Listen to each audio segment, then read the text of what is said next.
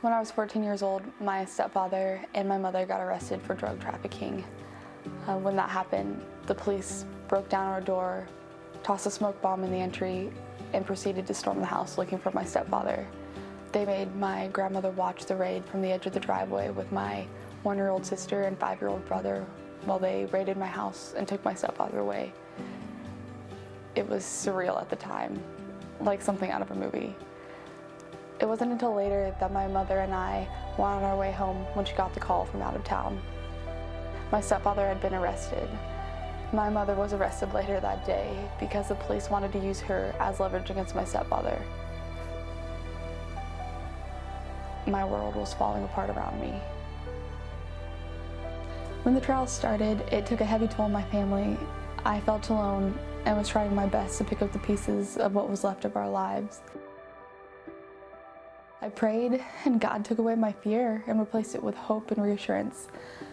But I never allowed myself to feel the pain of the situation. I thought I had to be strong for everyone around me. When I came to college, I focused on finding a faith community, I joined Bible studies, and I just tried to get by. I had friends and I loved God, but I was still hurting and I didn't want to admit it. I didn't know how to find healing from what had happened to my family. I continued to be the one who tried to protect my family and friends from being hurt, but I realized that I couldn't even save myself from my own hurt. My junior year, everything came to a head. Many relationships in my life were falling apart because I didn't know how to deal with the pain. I tried to push aside my own emotions and just deal with the immediate problems.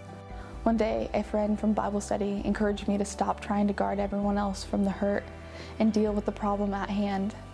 She helped me to see that hiding my pain was keeping me from the freedom and real relationships that I desired.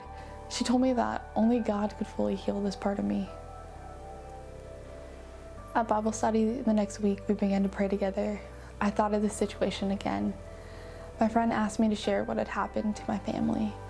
As I did, they encouraged me to allow God to heal this part of my heart, to allow the Father to bring comfort to what had happened to me and my family.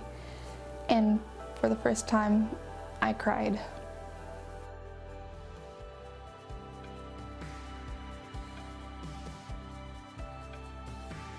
Through the tears, I realized that the incident with my family was affecting all of my relationships. God began to unveil to me through my dream that I'd been searching for healing, that I was searching for Him. So I cried, and I finally allowed myself to grieve. I gave the situation with my family to God, and He gave me freedom and healing from all the painful experiences. He restored me, and He began to teach me how to care for myself and others.